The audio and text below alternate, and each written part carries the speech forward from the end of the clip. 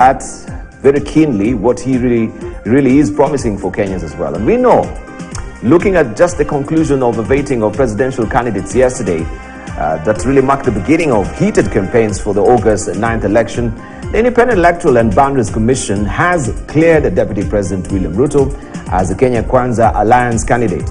Azimio la Umoja, One Kenya Coalition Party flag bearer Raila Odinga, Professor also George Wajakoya of the Roots Party, and Agano Party's David Mwaura Wahiga. Now the list could, however, grow longer, with a Wafula Chebukati-led IBC saying it will, from June 9th, have 2 weeks to determine nominations-related disputes and could include more candidates upon review or following a court order. Now, should the number remain 4, the general election could give Kenya its shortest ballot paper since the multi-party polls of 1992. Now, the 1997 presidential election had 15 candidates, with the number dropping to 5 in 2002. However, the subsequent elections, that is 2007, 2013, and 2017, had 8 candidates. Having witnessed electoral violence before, as well as nullified presidential election as a result of irregularities, Kenyans will demand the forthcoming election is conducted with utmost decorum, civility, and be free of violence. The campaigns should be devoid of incitement. The candidates must rein in their supporters and ensure that they conduct themselves peacefully, both in person, particularly at political rallies, and online, especially on social media platforms. The presidential elections must also remain issue-based, where candidates put forth distinct, actionable plans showing what the voters stand to gain if they cast their lot with them. Kenyans have a myriad of issues they want the next government to address. That is why the candidates should present manifestos that form the basis of a social contract with the voters, for which they should be held to account once in power. It's Kenyans' hope that the elections will be conclusive, with the losses, or the losers, I should say, conceding defeat, and the winners a gracious victor. That is what we'll be battling down to talk about this morning. Already in studio with us, we have Aaron Cheriot up and early as always, and we'll be joined much later by Dan Mazu, who's a member of parliament for Makueni, and also we'll be joined by Professor Anyang' Nyong'o, who is the governor of Kisumu. Today, Otiende Amolo is away in Mashinani. He didn't make it for the show, but we continue with the show nonetheless. Let me just hear from Aaron Cheriot briefly before we buckle down to our papers. Bonisa, we missed you last week. Yeah, and today morning. You're not donning a tie. Yeah, I don't know why. I think how come? I've decided to break tradition because I think I was just in a rebellious mood this morning. I said, let me not put on a tie and see what is the worst that the ball can do. But you look a bit different. Yeah, I'm here. I'm here nonetheless. Good to be here. Apologies, last week I was stuck up in... yes, you are the county economic forum. We were doing our Kericho County Economic Forum. It's a very powerful tool that is spreading like wild bushfire in various counties. You do know that UDA and Kenya Kwanza has promised to sign a charter with each of the 47 counties in the Republic of Kenya, where you have such a forum as the one we had last week. People come, they share their views on what they have had as present so far. They make the amendments and say, we've had you make this and that promise. That will not work for us here because of the following. But amongst the things that you promise, please give priority to the following. This and this and this will really change the economy of our area, and this is important to us. So that's a very important meeting that we had. And the same has been done actually across a number of counties. We still have a few more counties to run before we can finish on the 47 counties, and therefore at a later date, on the day that we will be launching the manifesto, we will equally sign the charter with all the 47 county governments of our counties. And that's a very important exercise because for the first time, people will feel part and parcel. You'll have a document specific to a county to be held accountable. You know, when you read some of the things that you read in here in Nairobi, it makes a lot of sense to us that are citizens of urban cities. But when you go deep down to the village, it's not broken down to the detail, to say that we as the people of Kakamega, this is what we expect from a UDA government. You assured us of this, this, and this, and you have a signed charter with us, such that 2 or 3 years down the line, you can even call a meeting and demand to see the head of state and say, when you came here 3 years ago, this is what we agreed with you. What is happening? How comes none of that has begun? Or we can't see any movement towards that. And the same can be said of the people of Lamu, Taita Taveta. Yesterday, the DP did Garissa and Wajir. I think today is doing Mandera and Marsabit up in the north. So it's a very important exercise. When we speak about bottom up, that is what we mean. That indeed, priorities and needs will be given to those that are of great importance to the people at the bottom of the pyramid. Thank you. And there's a mistake that people make, Dibal.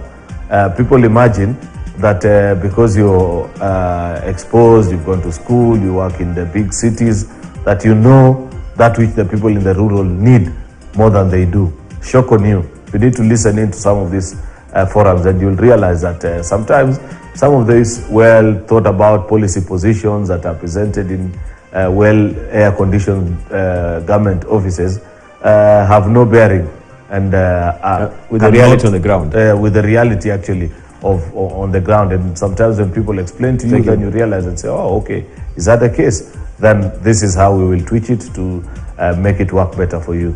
So by and large, that's why I missed out last week, but I'm glad to be here today. A good course. That is truly the spirit of public participation. Yeah, yes. Exactly. So we know what Wananchi is saying on the ground, so that now that can be encapsulated in the charter. And of course, that is an agreement between, the presidential candidate. For this matter, we have William Ruto, we the people of Mashinanis, or various counties as it were. Good. We shall be looking at that. That is a charter. And of course, we have the bigger one, which is Manifesto. And we'll be teasing out this with our panelists this morning. As I've mentioned, we have Senator Aaron Cheriot with us here. Dan Mazo is just checking in. And also we're expecting Professor Anyang Nyong'o to join us. Otieno Molo is away in Siaya. He'll be joining us next week. But let's see what is fresh off the press this morning. The Standard is what is up. And this is what you're waking up this morning to, Raila. What I plan to do 100 days in power. Azimio candidate vows to grow the economy and renew fight against corruption, but ensuring senior officers sign deed to resign once graft scandals emerge in their dockets. This is well laid out for you on page 4 and 5 of the Standard this morning. And he says here, quote unquote, this is Azimio vision. This Azimio vision builds on the gains already secured and will in no way succumb to greed and culture, which only abates self-advancement and a few individuals. That is what he said yesterday. And as I've mentioned, this is well fleshed out for you on page 4 and 5 of the Standard this morning. Also, we have IBC kicking out jokers in race for president. Out of the 57 people who began the journey to succeed President Uhuru Kenyatta, only 4 got clearance from Chairman Wafula Chebukati to vie, dealing a big blow to independents and others who failed to meet the basic requirements. This is on page 6 of the Standard this morning. Also inside today, you can look at the teaser there. We have the best interest of women. This is what Ruto is saying. And that is well fleshed out for you on page 7 of the Standard today. Poll battlegrounds. Today we are turning our focus on Bomet, and that is the Bomet County, where we have registered voters 322,024, also 145,000. That is the number of those who voted in 2017. A big spike there has jumped now to 324,000 voters after registration. Most valuable soccer stars also are revealed inside the Standard today. And you have the Financial Standard Pull-Out magazine that comes in handy for you every Tuesday. And today is all about Manu Chandaria, who he says, according to his words, I should have retired earlier. Find out why he didn't retire earlier. Grab a copy of the Standard today. You have also premium content there. If you scan that QR code, Steve Osimpo, boy, my schoolmates died from drug abuse. He has attracted the masses with his catchy tunes, but underneath it, all lies a sad, dark past. You can read all about that once you scan that, the QR code, to get all the details there. This is the standard for you. So we have also the Daily Nation for you, and this is what is on the front page of the Daily Nation. It's all about Raila as well. And Raila's canon. He's been promising you canon, right? Did you see on his manifesto any flowery promised land? Raila's canon, that is what is on the front page of the Daily Nation this morning. Raila's canon. My dream, Azimio presidential candidate Raila Odinga last evening launched his manifesto promising a developmental state that puts manufacturing at the heart of growing the economy, while emphasizing social capital, integrity, strengthening of devolved functions, and protection of media freedoms. You have this story well fleshed out for you on page 2, 3, 4, 5, 6, 8 of the Daily Nation today. On education, employment for all trained but jobless teachers, he promises. Free education from ECD to university, tertiary colleges. 1 meal for all for all ECD lower primary pupils. Social protection, 6,000 shillings monthly to 2 million vulnerable families. Health insurance for all termed Baba Center. That is health insurance for all termed Baba Care. Retiring civil servants to retain medical cover at government cost. Monthly upkeep for single mothers. On devolution, he says allocate 35% of national revenue to counties. Transfer all devolved functions that are still pending. Industry on a one country, one product basis, that is made in Kenya. And on public debt, overhaul Kenya's public debt management. Reduce pace of accumulating debt, pursue debt relief. On youth, 7-year tax holiday, waiving off licensing fees for youth-owned businesses or business. Kazi Mtani to continue. Kenyan Diaspora Investment Bank to be set up. And also cost of living. Reduce cost of unga farm inputs, sugar in 100 days, increase capacity for transmission and distribution, reduce the grid losses from 23% to 10%. Also 1 billion shillings revolving fund for cheap loans for borders. That is how it looks. Also we have on the side, but there Sonko and his 9 lives, that is the 9 cats live, I should say. Sonko wins reprieve over Mombasa race. Judges withdrew orders that restrained Electoral Commission from allowing former Nairobi governor to contest in Mombasa, but Sonko is not yet out of the woods. You can follow the story on page 11 of the Daily Nation this morning. On top here, road to State House. Clear to run, David Mwaura Wahiga, George Wajakoya, Raila Odinga, and William Ruto. These are the names alongside those of their running mates that will feature on the presidential ballot in the August 9 general election. The lowest number of candidates since the advent of multi-party democracy in 1992. The Electoral Commission knocked out more than 50 aspirants from the hotly contested race. You have this story well fleshed out for you on page 12 of the Daily Nation today. And you have there the face of Wahiga there, and we have also Wajakoya and William Ruto, who will also be launching his manifestos, and we expect also Wajakoya and David Wahiga to also launch his manifesto as soon as well. This is how the Daily Nation looks this morning. Let's buckle down and see what the People Daily is looking at like this today. Dan Mazo's just checked in as well. Momentarily, I'll just give him a few minutes to greet us and tell us if he was at the launch. Where was he yesterday? I was trying to guess my joint there to see if he's there. I didn't see him. Maybe he'll tell us where he was seated yesterday. This is the People Daily for you this morning. Raila, this is my pledge to voters. This is the People Daily. and what is holding as a splash today. Raila, this is my pledge to voters. Manifesto. Azimio One Kenya presidential candidate becomes first to unveil the vision he has for country if he wins August 9 election. The story is well fleshed out for you on page 4, 5, and 6 of the People Daily. One, industries. Renewed focus on manufacturing to drive creation of jobs, value addition, and wealth. 2, agriculture. Investments will be aimed at reducing hunger, making food affordable. Education, free education for all, from nursery to tertiary institutions, including university level. Also in health, Azimio promises to ensure affordable healthcare for all and the Babacare program. On economy, cost of power to be reduced, taxes to be reviewed, and borrowing to be better managed. On infrastructure, Raila will pick up from where President Uhuru has left on big infrastructure, and have other promises as well that we'll be teasing out here on Siasa Fiesta. Looking also on the side, but there, my heart has been with you, Queen says at feet after a long drawn time that she's not been on the public gallery. British monarch who ascended to the throne while in Kenya makes surprise appearance at event to celebrate 70 years on the throne.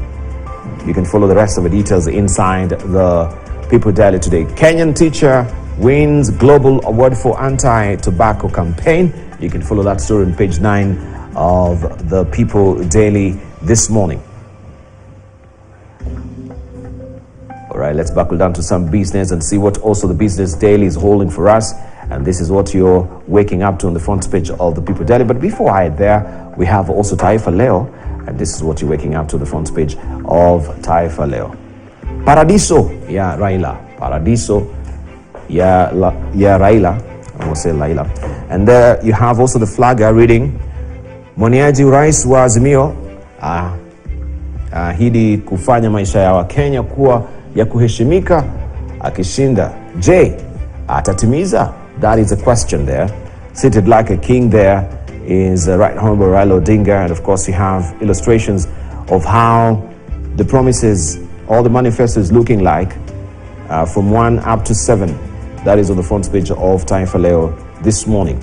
Also on top there, Nyambane Wanjigi wakosa tikiti, and also wanaokopa pesa za simu kulipa kodi. That is bound to rise. That is the cost of digital money. You can follow the story on page 4 of Taifa Leo this morning. Right, let's buckle down to business before we go to our guest. Also, we have His Excellency Anyang' Nyong'o, who was just checked in as well. This is what is on the front page of the Business Daily this morning. Now, Uhuru's successor faces 26 billion shillings fuel subsidy cut. That is what is on the front page of the Business Daily this morning. Budget for stabilizing pump prices cut by 84% for the financial year starting July the 1st. And you can read the rest of the story on page 4 of the Business Daily this morning. We have also there a standalone picture. Arms Amnesty, Interior Cabinet Secretary Fred Matiang'i is shown the firearms recovered during the ongoing Rejesha money operation Marsabit yesterday. It was reported that at least 200 guns and 3,000 rounds of ammunition have been recovered. Also, MPs are proposing a write-off for Kibaki office rent defaults. Parliament wants Kenyatta International Convention Center, that is KSCC, to write off 36 million shillings debt that the office of former President Mwai Kibaki defaulted in rent. The National Assembly's Public Investment Committee says the rent arrears are unlikely to be recovered and KSCC should write it off. You can follow the story on page 4 of the Business Daily. Pwani Oil selling local goods in dollars on currency wars is another story that you want to follow inside the Business Daily this morning.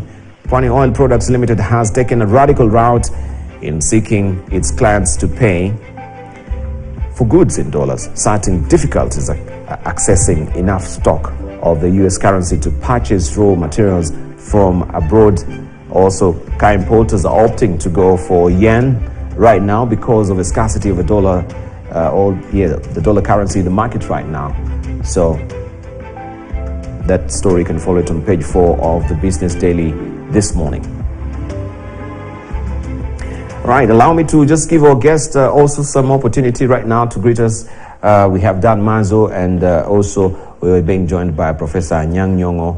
Otieno Molo is away, as I've mentioned, in CI, so we will not make it for the show today. But nonetheless, we continue with the conversation. Dan Mazo, I didn't see you yesterday at the launch of the Manifesto. That is Azimio La Umoja presidential candidate Raila Odinga. Where were you? Yes, since last Thursday, I had been traveling to Berlin. And I really was to be back by Sunday morning, but unfortunately I was bad weather in Amsterdam while I was to do the connection. So I ended up routing through Brussels and Ethiopia, and I got here when Baba was already on the floor. So my apologies for those who didn't see me. I had attended the Berlin gathering, ordinarily organized by friends of Honorable Kalonzo Musyoka, His Excellency. And I went to represent him in that particular gathering, and also took the goodwill of Kenyans there. So that's how I missed yesterday's launch. And what is most important is what we are going to do at the grassroots. This time it's time for Baba the 5th. Baba the 5th. Yes. All right, Professor Anyang' Nyong'o, good to see you. Good morning. It's been a while. Yeah, in a long time. It's been a long time. Yeah. Nowadays, you're not really in Nairobi like you used to. At least on Mondays. I'm now based in Kisumu. Completely. At least you used to check in on Mondays for the show. But nowadays, it's unfortunately on Mondays from 7 to 9 when I come to Nairobi, we have a meeting of our Azimio Advisory Council to which I belong. So that's how it's taken, unless it is changed. Now that we have the manifesto, will it really taper off, or will continue the meeting until now? Continue meeting. Maybe could change the time, but I'm not sure. Yeah. All right. So Monday is an honor for you. I'll keep you informed. Thank you. It's good to see you. Okay. And congratulations also for the Afri-Cities summit that was there in Kisumu. How did it pan out, briefly? Yeah, well, it went very well, actually. It turns out to be the best Afri-Cities summit since it was started more than 20 years ago. I think the highest number of delegates from the world, 100 countries attended, 53 countries from Africa were members of ECLG, and the highest number of exhibition in any previous Afri-Cities summit. So we were very happy about the turnout. Okay. Yep. Oh, and the quality of the conference, of the summit, the program was very diverse, very inclusive. And the subject, of course, is very timely and very concerns almost all African countries, knowing that urbanization is really the biggest agenda on the development of most countries in the world.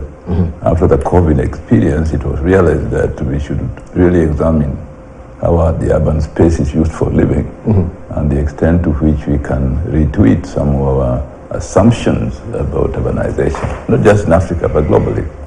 So I think the World Bank too has come up with a report on devolution in Kenya, which touches on urbanization. I think even in Azimio, as we plan, that's one of the issues that we'll have to tackle head on, really, so that we don't crowd the urban space, don't provide it with enough green space to ensure that the coexistence between human nature and nature itself is something that can lead to sustainable and resilient urban centers. Indeed. Yep. And it will be nice also to just try and tease out from the manifesto what is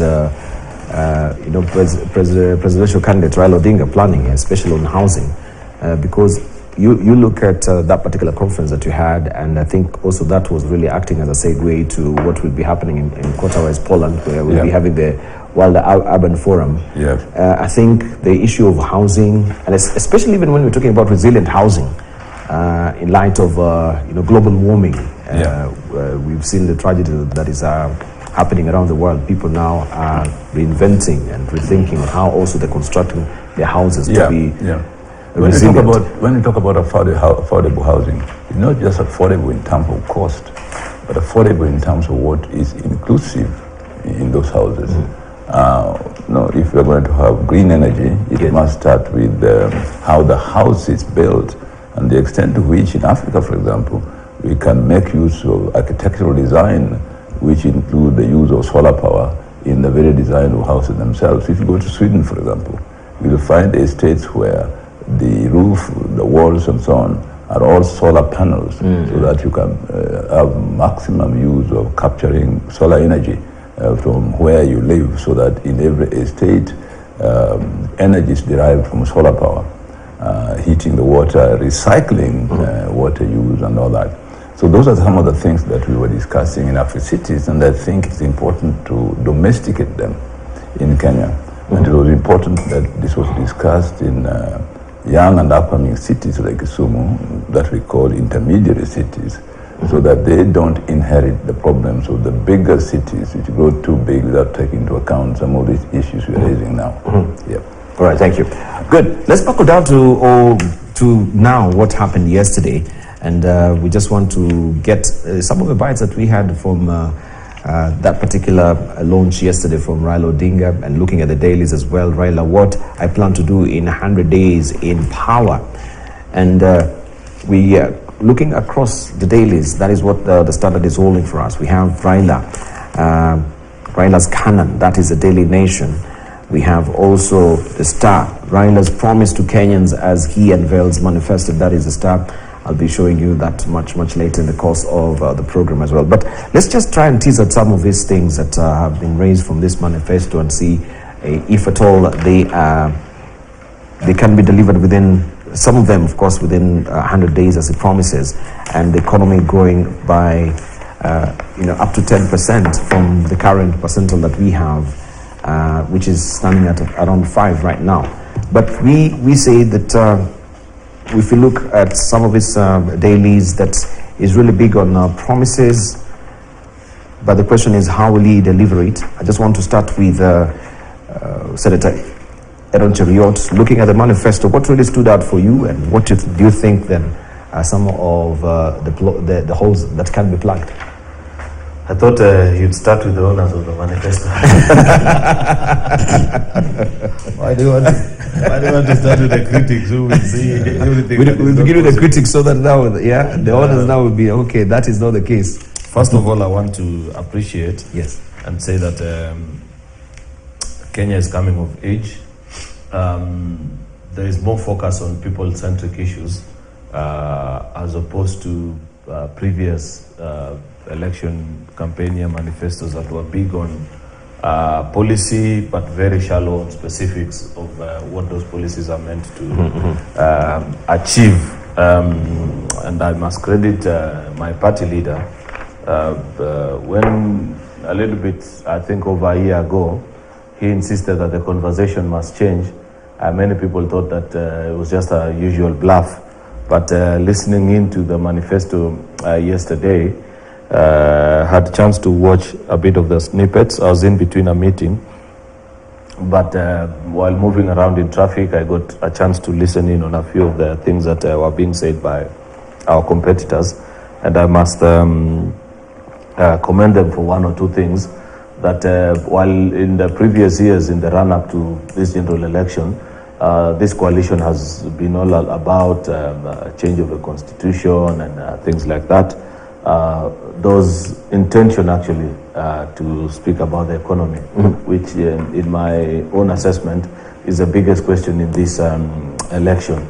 People want to know, how are you going to transition us and make us into a more prosperous country and a country of shared prosperity, because there's no debate as to whether Kenya is prosperous or not. That is known, that we indeed among the top 6 actually largest economies of Africa, and amongst the countries that are whose economic growth has peaked at around 6 to 7% over the last decade, or even 2 decades actually, if you go back to the time of the late President Kibaki. But the bigger question that many of the people that we represent keep on asking is this question of shared prosperity. Shared prosperity, Dibal, means that those are the upper echelons of society, as they enjoy the return, the giftings from their businesses and their hard work. Those also at the bottom of the pyramid feel some sense of security. And it's in the very basic things that they want to see. And they want to have water running out of their taps, be it whether they live in urban or rural centers. As you know, that we have actually degraded from, water remains to be one of the biggest and most critical issues that as a country we have not been able to address, because while in previous years it was more than a given to have water in the taps in most of our towns and urban centers. Yes. It's no longer a guarantee, including even here in Nairobi.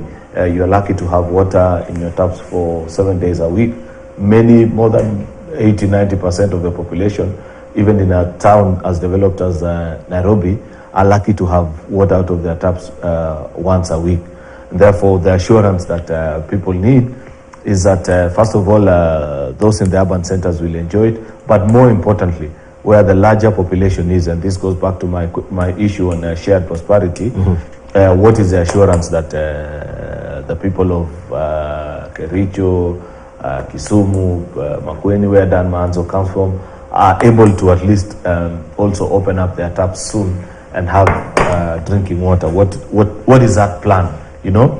And therefore, listening in, there were promises here and there, but I struggled to get the specifics of the how and the exactitude of some of the figures. For example, this pledge of 6,000 shillings to families that don't have a single source of income. It's a policy that is still hazy in terms of its implementation, because at least everybody, what form of income, when you say that they have absolutely no form of income, because if you know, even in the rural areas, much as people don't have jobs, at least there's something they do, and at the end of the day, they're able to raise an income here or there. So it will be good to know how many billion Kenyans will qualify for such a program. Have they done a feasibility study? How different is it? Whether the lessons that have been taken from our other social welfare programs, like the one we run for PWDs and the one we run for the elderly, which we haven't even been able to implement successfully, because if you go back to your village in Emuhaya, Dibal, chances are you'll be told that only the friends of the chief who are elderly enjoy that package of 2,000 shillings that is sent to the elderly. Not every old person qualifies and gets that fund.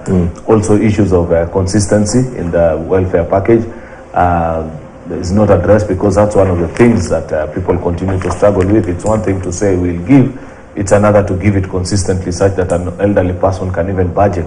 You know, if you run a social welfare program, then it should be just as good as somebody on salary, that they know that on the 3rd or 2nd or 1st of every month, it checks in. I have this amount of money.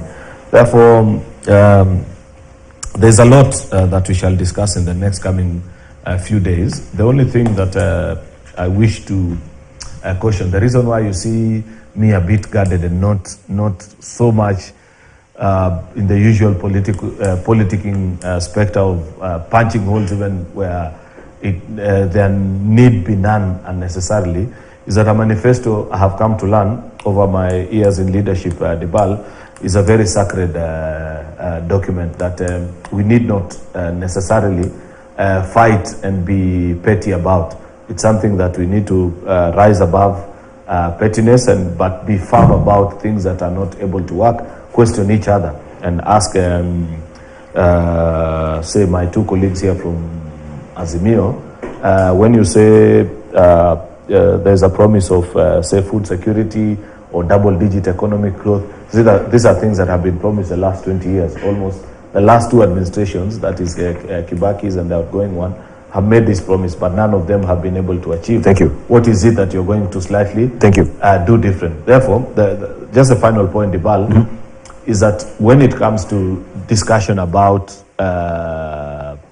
manifestos, it should be more about listening in to actually the promoters, and the two of them are here, and poking holes in what you feel that what is it that might not be workable, other than being trivial about it. Thank you. Because, all right. If we choose to politic and be trivial about it, then at the end of the day, people will vote for either Raila or Ruto just because of feelings and not because of the promises that they made to Kenya. Indeed. So I hope that with the launch of this manifesto, we can shift now to policy debates, even on our platform. It gets very boring when adults our age go to the podium and I begin to describe Dan Manzo, how he speaks, how he dresses, you know, the kind of things that we see. It's a bit juvenile. I want to see a bit more campaign now, get a bit more issue-based and critique each other's ideas. Because when we critique their program, when they critique our bottom-up economic model, sometimes we retreat and think better and say, okay, maybe these guys are saying something better. We need to communicate it better for Kenyans, or we need to tweak and improve on something. So I am happy because I believe, and I hope I am right, that with the launch of this manifesto, it shifts now the gear of the campaign from the pettiness that we've seen the last few days. Yeah, to more robust issue-based. Right. Let's hear from Prof, because we have also one of the daily saying, that is Daily Nation, Azimio Manifesto, long on promises, short on detail, but good for devolution. Aaron Tirot has raised a raft of issues there, especially in regard to the social welfare program. Is there any specificity? Because all we hear is generalities on how you're going to approach and maybe deliver on that as well. But are there any specifics on how you're going to get to that particular promise of a stipend? We were talking about economic stimulus. What is in that economic stimulus as well? And I know you have the benefit of being in the Ministry of Planning with the National Economic Recovery program that was there also in the Kibaki era as well. Are we borrowing from there heavily? Or is this dramatically different from what you've experienced before? Well, you're talking to the same people, really, who were in the NAC government, in the coalition government. I was Minister for Planning and National Development, and we were responsible for having a manifesto, which was called Democracy and Popular Empowerment. And then we concretized them when we developed the economic recovery strategy for wealth and employment creation, which eventually metamorphosed into Vision 2030. Mm-hmm. So there's logic to it. And basically, a manifesto is a document that does two things. One, lays out general policies. And secondly, commits yourself to certain action.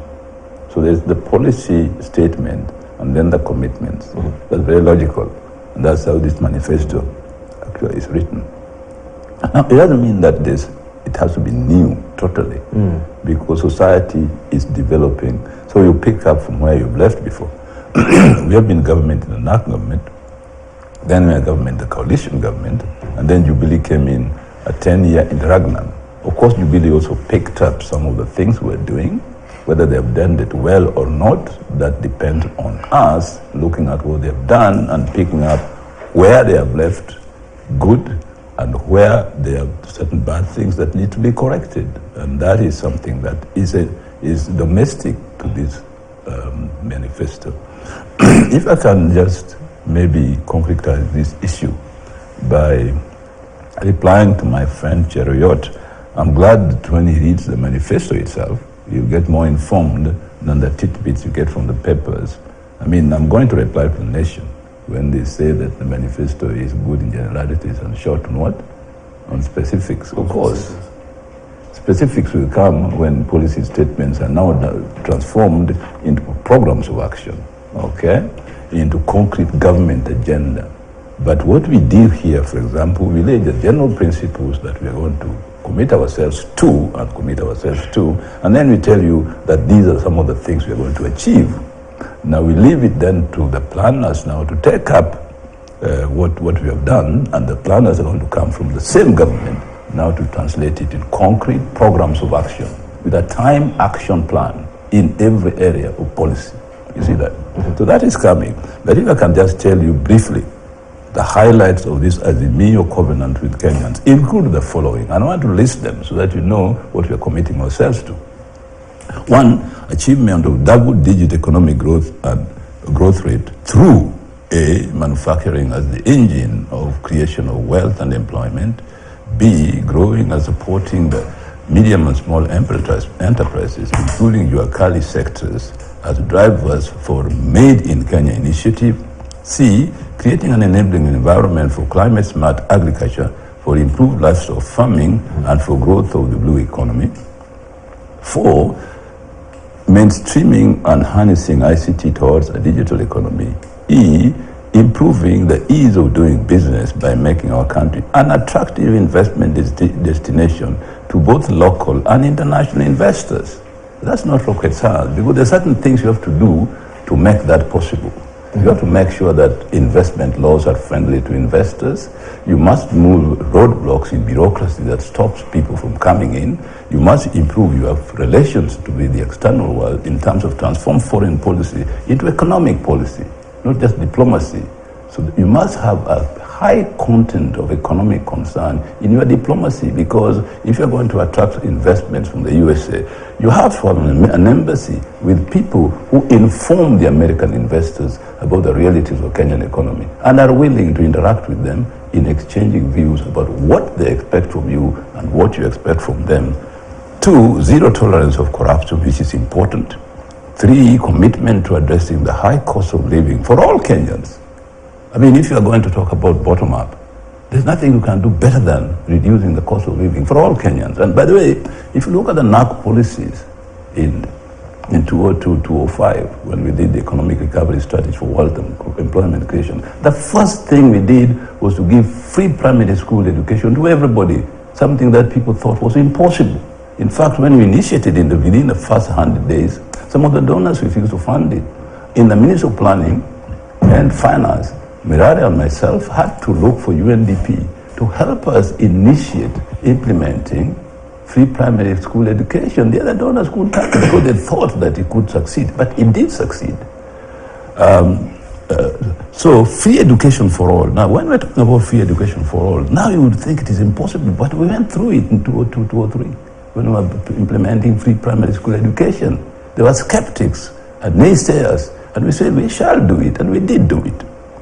5, universal quality healthcare for all. Universal quality. Universal in Australia, it's much quality healthcare. And now we know how to do it. After more than 20 years now of experience with trying to implement universal healthcare. Kisumu was one of the pilot countries under the Jubilee government to try universal healthcare. And if I had time, I can tell you more about that, what we exactly want to do to avoid some of the pitfalls we went through in trying to implement universal healthcare. 6, food security, safety and nutrition for all. Making every Kenyan feel secure and safe at home, in communities, rural areas, towns and cities. 8, provision of sports and recreation facilities for emotional, physical, mental, social, moral growth and development of people. 9, creating an enabling environment that fosters respect for faiths, cultures, and communities.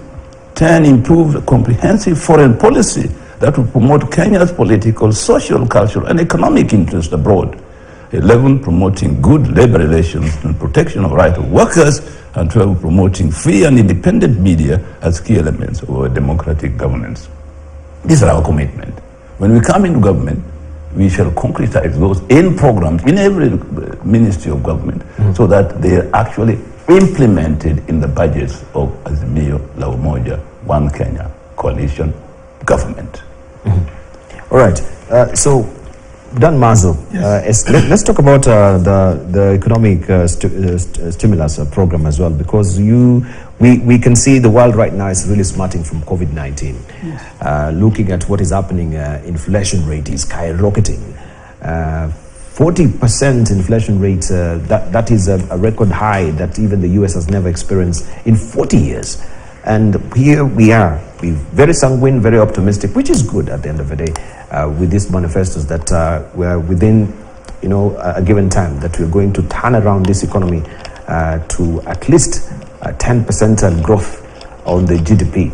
This has never even been achieved under the leadership of Mwai Kibaki, if I may remember. Maybe close to it, around 7, 8? 8. Yeah, 8%. But 10% then, as you mentioned, we'll work back and see how we can grow the economy to that particular digit. Is it sky in the pie sort of optimism that we're having with that particular percentile, or we can achieve it at 10%? Given now the shocks around the world, the war in Ukraine, you can see what is happening. We have supply shocks, especially when it comes to wheat. when it comes to even oil. Pwani oil now is closing shops. There's dollar shortage in the market. So there's a sort of interruption that is really coming to just the economy itself. So everything is not as constant. Ceteris paribus, as they normally say, the economists themselves. The lawyer said that. Yeah, everything remaining constant. Everything remaining constant. Thank you for that question. And mainly this is what was happening in Berlin this weekend. You know, the whole world gathered their governments. And in fact, the chief guest was the president of Hungary, who is a 44-year-old lady. And Hungary is one of the neighbors of Ukraine. And have really, the countries around Europe have really suffered. The president of Hungary? Yes. Okay. Have really suffered, you know, the economy. We have a very good relationship between Kenya and Hungary, actually. You know, what they have done even with this Ukraine issue is they have accommodated. Families have been very kind. They've just accommodated refugees. You know, homes have accepted homes, and the children whose parents are not known. And there's a very big problem generally in Europe and the world over this Ukraine issue and the war.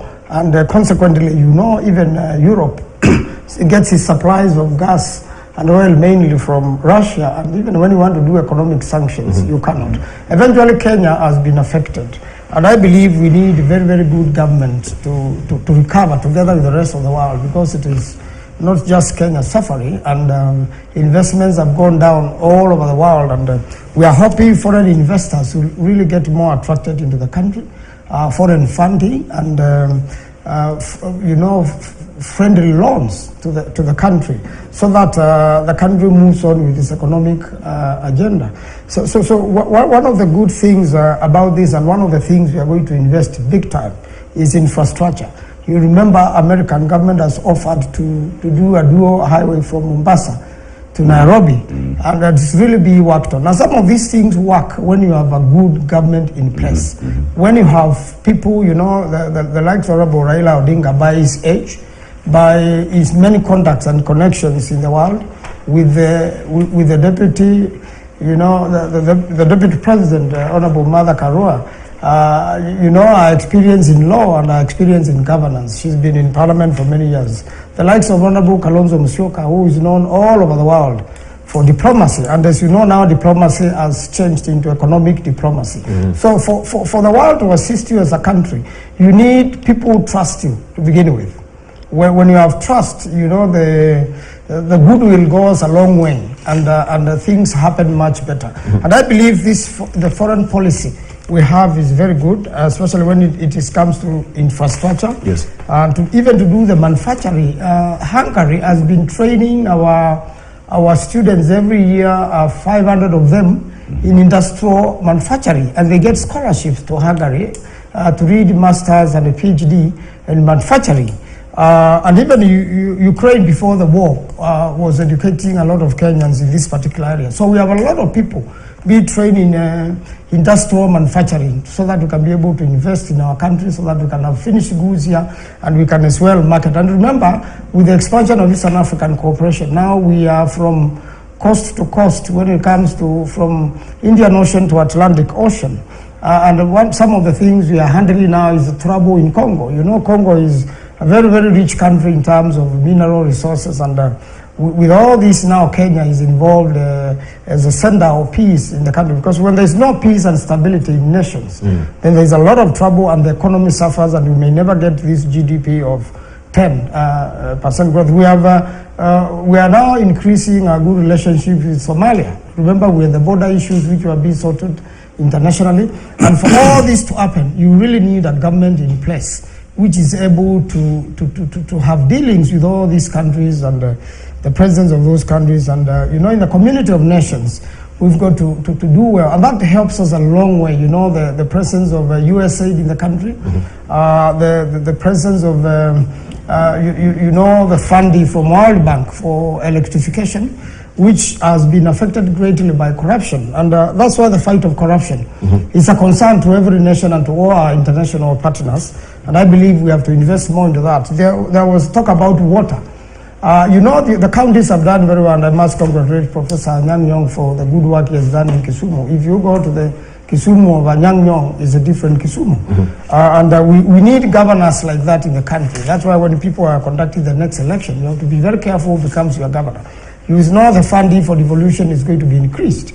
Therefore, it is water is devolved. If you have to get to every village and make sure that children are no longer carrying jerrycans over long distance, you need really governors who understand what they are doing in that regard, and you need also very good support from the national government, because you see projects like Vision 2030, Fwake Dam, for example, is going to transform Ukambani. Although President Uhuru Kenyatta wanted to launch it before August, the construction is going on. It's a very good level. The last time we visited there, we were with Honorable Raila Odinga and Kalonzo Musyoka. You will imagine now, when they're in power, then there will be continuity in some of these projects, and water will be delivered to at least 4 counties: Kajiado, Makueni, Kitui, Machakos, using the Fwake Dam. And that will increase agriculture, it will increase irrigation, modern technology. This can only be achieved when there is continuity. The moment there's no continuity, you have somebody starting all over again, beginning to renegotiate the contracts.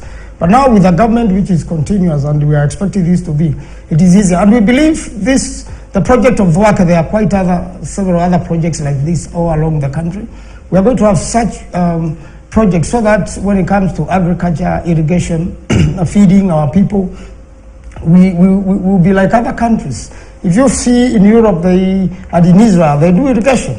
If Israel as a desert can have enough food supply for itself and for external, for other countries, then Kenya can even do better. But it all begins with leadership. So this, again, in education. And if you look at this manifesto, it has picked something from the days of NARC, it has picked something from CORD, it has picked something from NASA, it has picked something from Jubilee. When you combine all that, it's very powerful. Thank you. And needs to be implemented by a government which understands the whole issue. Okay, so Aaron Chiroch will circle back with you. We just want to take a short break for that matter. But I want us, when we come back, at least we focus and broaden our understanding. If it's, or we pick, because I know these are raft of issues, we cannot cover them in this particular forum today. We can just pick what you raised on water. And the water scarcity. Now we have Maji kwa kila Boma program. How will that really work out when it comes to water? We know the UN has listed Kenya as one of the water scarce country as it is right now. How can we get out of this morass that we are in as a country? One side of the country is, it is just, starch white dry, completely, crunch dry. And the other part of the country is so there's so much plenty. Then how do we have an even keel? So we'll tease at some of this, and we want to hear from you as well. And then we focus also on the foreign policy, which is very key. Right now, we know they say, Thomas Friedman, that the world is flat. We can see the ramifications of what really happens in another area that really affects the country as well. So how then do we reconfigure the foreign policy as it is in light of the reality of the needs of the world right now? Is the manifesto a true reflection of where we're headed, looking at the foreign policy? What is in your manifesto in regard to foreign policy? Integrity of our territories. We've had this also spat with Somalia over maritime dispute. How are we going to resolve that as well? We take a short break right now. When we circle back, we continue with more. You're watching Siasa Fiesta.